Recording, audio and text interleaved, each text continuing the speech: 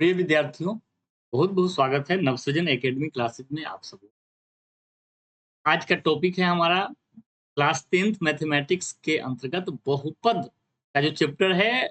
उस चैप्टर में हम लोग एक टॉपिक पढ़ना है, बहुपद का आलेखीय निरूपण एवं शून्यकों का ज्यामितीय अर्थ। तो आइए इस टॉपिक को शुरू करते हैं हम लोग। इसको इंग्लिश में हम लोग बोलेंगे graphical representation of a polynomial and geometrical meaning of zeros. शून्य को अंग्रेजी में हम लोग जीरो बोलते हैं, जीरो और प्लूरल होगा तो जीरोज बोलते हैं। तो शून्य का ज्यामितीय अर्थ क्या होता है, उसके आलेख से हम लोग सीखेंगे कि शून्य का मतलब क्या होता है। तो यहाँ जो फैक्ट्स है वो ये होता है कि किसी भी बहुपद का आलेख खींचते हैं, अगर y बराबर px कोई बहुपद है, सपोज कीजिए एक बहुपद है px बराबर 2x प्लस 5। अब इस बहुपद का जो वैल्यूज अलग अलग पॉइंट पे जो वैल्यू आता है उसको अगर हम y मान लेते हैं, तो y बराबर 2x प्लस 5 लेते हैं, तब हम एक ग्राफ पे x अक्ष और y अक्ष मान लेते हैं। और इस प्रकार किसी बहुपद का अगर आलेख खींचा जाए तो उस बहुपद का आलेख x अक्ष को, चूंकि x चर वाला बहुपद है, px है, पोलिनोमियल इन x है, तो x अक्ष को जिस बिंदु पर प्रतिच्छेद करेगा वही बिंदु बहुपद के शून्यक होते हैं। बहुपद के आलेख x अक्ष को जिस बिंदु पर प्रतिच्छेद करेंगे वही बिंदु बहुपद के शून्यक होते हैं। कभी कभी ये होता है कि बिंदु पर प्रतिच्छेद न करके ऐसे स्पर्श कर जाते हैं, स्पर्श करके चला जाता है, इस तरह का आलेख मिलता है। तो जानकारी के लिए आपको बता दूं कि जिस बिंदु पर x अक्ष को स्पर्श करेगा उस बिंदु को हम लोग संपाती बिंदु कहते हैं, कोइंसिडेंट पॉइंट कहते हैं। और वहां पे दो समान शून्यक होते हैं। जिस बिंदु पर स्पर्श करेगा एक अक्ष को, वहां पे दो समान शून्यक आते हैं। जैसे कहीं पे लिखा है 1/4x², ये एक बहुपद है। अगर आप शून्यक निकालेंगे तो 1/4k² बराबर 0 कर देंगे तो k बराबर 0 और 0 दो शून्यक। परंतु चूंकि दोनों समान शून्यक है तो शून्य की वास्तविक संख्या एक ही लेते हैं, 0 और 0, तो एक ही बात हो गई। तो जहां भी x अक्ष को प्रतिच्छेद करेगा वहां पर बहुपद का एक शून्यक प्राप्त होगा, और जिस बिंदु पर x अक्ष को स्पर्श करेगा वहां पर दो समान शून्यक होते हैं। इसलिए हम लोग शून्यक दो समान होने पर वास्तविक संख्या शून्यक का संख्या अगर काउंट करेंगे तो एक ही का होगा। अब हम लोग जो हमारा सिलेबस है उसमें हमको तीन प्रकार के बहुपद के बारे में जानकारी प्राप्त करना है। रैखिक बहुपद, द्विघात बहुपद और त्रिघात बहुपद, ये तीनों के बारे में हम लोग पढ़ लेते हैं। रैखिक बहुपद जब भी होगा उसका आलेख अगर आप खींचेंगे तो एक शख्स को हमेशा एक बिंदु पर ही प्रतिच्छेद करेगा। रैखिक को हम लोग दूसरा नाम क्या बोल सकते हैं, एक घातीय। तो एक घात वाला बहुपद का अधिकतम शून्यक की संख्या एक होती है। तो अगर शून्यक एक होंगे तो x अक्ष को भी वह एक ही बिंदु पर प्रतिच्छेद करेगा। इसलिए ये स्टेटमेंट ध्यान रखिए, रैखिक बहुपद के आलेख x अक्ष को हमेशा एक बिंदु पर प्रतिच्छेद कर पाएगा, अतः रैखिक बहुपद के शून्यक की संख्या एक होती है। अगर हम द्विघात बहुपद की बात करें तो द्विघात बहुपद का जब हम लोग आलेख खींचते हैं, अभी हम लोग आगे के स्लाइड में आलेख खींचेंगे, तो x अक्ष को वह अधिकतम दो बिंदुओं पर, यहाँ ध्यान देना है आप सबों को, अधिकतम दो बिंदुओं पर मतलब ज्यादा से ज्यादा दो बिंदु पर प्रतिच्छेद करेगा। हो सकता है एक बिंदु पर भी प्रतिच्छेद करे, हो सकता है वो 0 बिंदु पे भी प्रतिच्छेद करे, अर्थात प्रतिच्छेद करे ही नहीं। जहां भी अधिकतम लिखा होगा उसका यही मतलब होता है। तो द्विघात बहुपद का आलेख एक अक्ष को अधिकतम दो बिंदु पर प्रतिच्छेद करता है, कभी कभी एक पर या कभी कभी 0 बिंदु पर प्रतिच्छेद करेगा।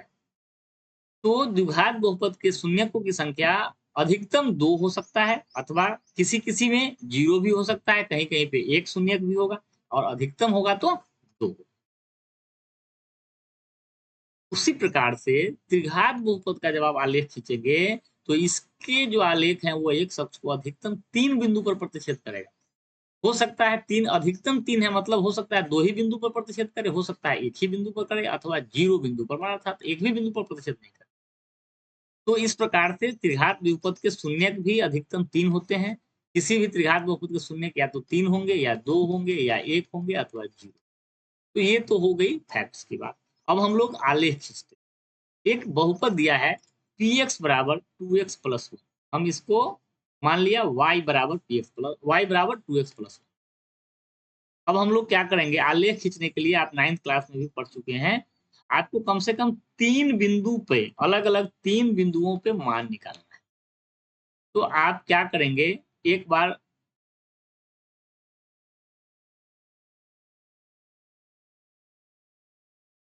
हम लोग x बराबर 0 ले लेते हैं। तो जब x आप 0 यहाँ रखेंगे तो ये पूरा टर्म 0 हो जाएगा, तो y बराबर 1 होगा। अगर आप x बराबर 2 रखेंगे तो y बराबर 2 दूनी 4 1 5 हो जाएगा।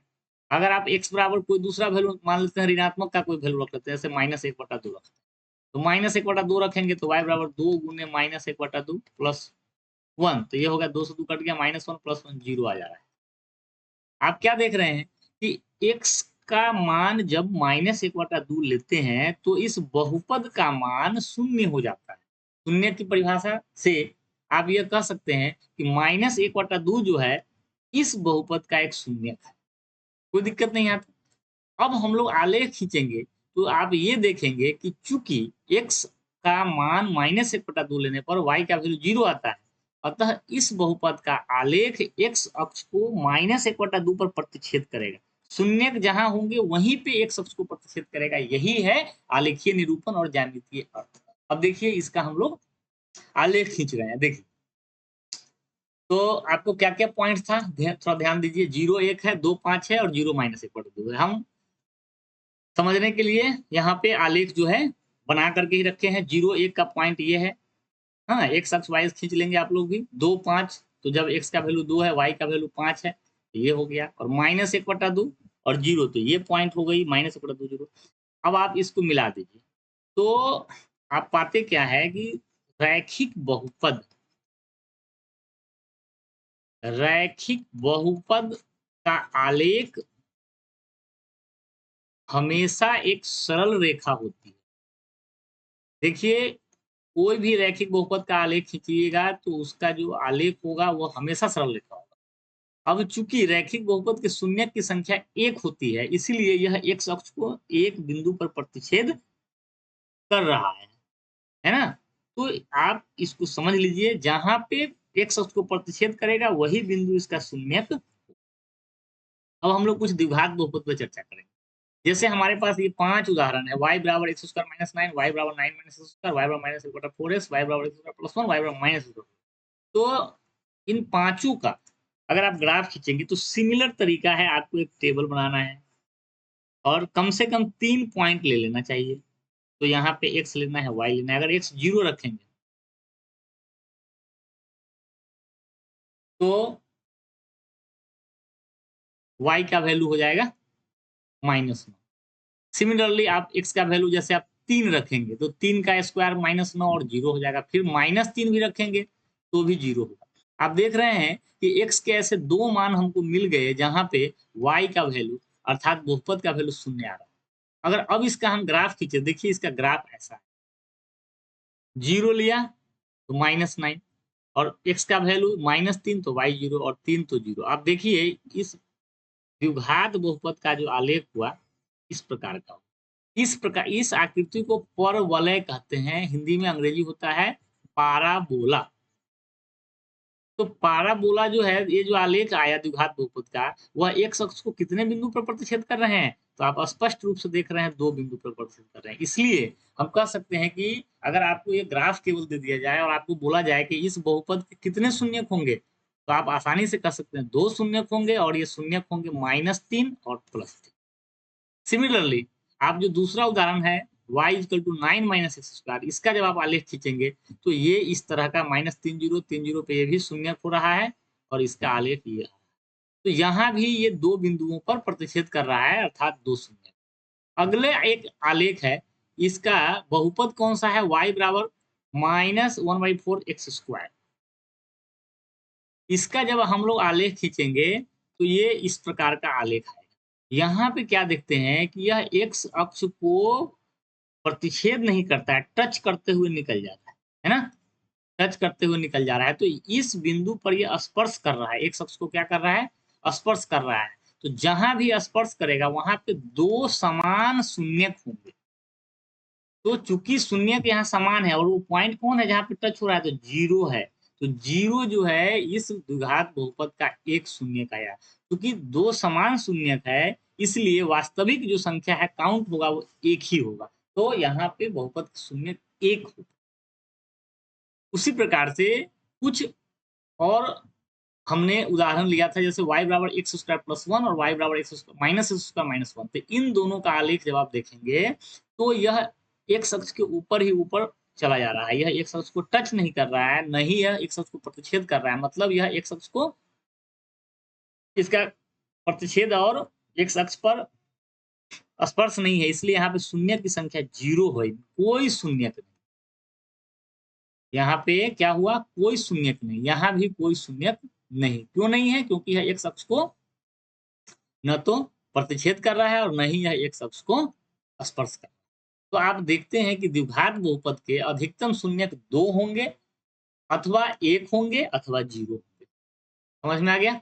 अब आगे चलते हैं। अब हम लेते हैं एक त्रिघात बहुपद y बराबर एक्स क्यू, वाई बराबर एक्स माइनस एक्स स्क्वायर और एक्स माइनस टू। अगर आप y बराबर एक्स क्यूब का अगर आप आलेख खींचे तो सबसे पहले टेबल बनाना होगा। अगर आप x जीरो लेंगे तो y भी जीरो, x माइनस वन लेंगे तो y भी माइनस वन, x वन लेंगे तो y भी वन। अगर अब आप इसका ग्राफ अगर खींचे तो देखिए इस तरह से आएगा, x का वैल्यू वन तो y भी वन, x जीरो तो y जीरो और एक x माइनस वन तो y वन, तो y माइनस वन। तो अब आप देखेंगे इसका ग्राफ इस तरह से होते हुए ये क्या कर रहा है, एक बिंदु पर प्रतिच्छेद कर रहा है। तो यहाँ पे शून्य की संख्या एक हुई। दूसरा एक उदाहरण है त्रिघात बहुपद का आलेख है। यहाँ पे यह एक बिंदु और ये एक बिंदु है, यहाँ पे स्पर्श कर रहा है, लेकिन इसके शून्य यहाँ पे काउंट एक ही होंगे। तो यहाँ भी दो शून्य, यहाँ पे देखेंगे तो एक दो तीन, तीन शून्य है। तो हम ये पाते हैं कि त्रिघात बहुपद का आलेख एक अक्ष को अधिकतम तीन बिंदुओं पर ही प्रतिच्छेद करेगा। अधिकतम कितने बिंदु पर प्रतिच्छेद करेगा, तीन बिंदुओं पर। त्रिघात बहुपद तीन से अधिक बिंदु पर प्रतिच्छेद या स्पर्श नहीं कर सकता है। हाँ, ये हो सकता है कि अधिकतम तीन है, इसका मतलब या तो कहीं कहीं पे दो ही बिंदु पे करे, कहीं कहीं पे एक ही बिंदु पे करे, कहीं कहीं पे एक भी बिंदु पे न करे। तो हम लोग इससे ये समझते हैं कि ये त्रिघात बहुपद का आलेख जो है वह एक अक्ष को तीन बिंदुओं पर, अधिकतम तीन बिंदुओं पर प्रतिच्छेद करेगा। और इस प्रकार से वह या तो दो पे भी कर सकता है, एक पे भी, और जीरो बिंदु पे भी कर सकता है। तो ये जो टॉपिक है, आज का टॉपिक समाप्त हुआ। बहुपद का आलेख आप समझ पाए और शून्यकों का ज्यामितीय अर्थ भी आप समझ पाए होंगे। बहुपद का जो आलेखीय निरूपण है, आपके सिलेबस में द्विघात और त्रिघात बहुपद का आलेख बनाना नहीं सीखना है। द्विघात और त्रिघात बहुपद का आलेख बनाने के लिए सीखना नहीं है इस सिलेबस में, केवल रैखिक बहुपद का ही आलेख सीखना है। इसलिए हमने द्विघात त्रिघात का आलेख केवल चर्चा किया, हमने उसके लिए प्रॉपर बताया नहीं। आपको मेन ये ज्यामितीय अर्थ समझना था। तो आज का ये टॉपिक यहीं पे हम समाप्त करते हैं। जुड़े रहिएगा इस चैनल के साथ, सब्सक्राइब भी करिएगा और शेयर भी करें, और हमारे अगले वीडियो के लिए बेल आइकन को जरूर दबाएं। धन्यवाद।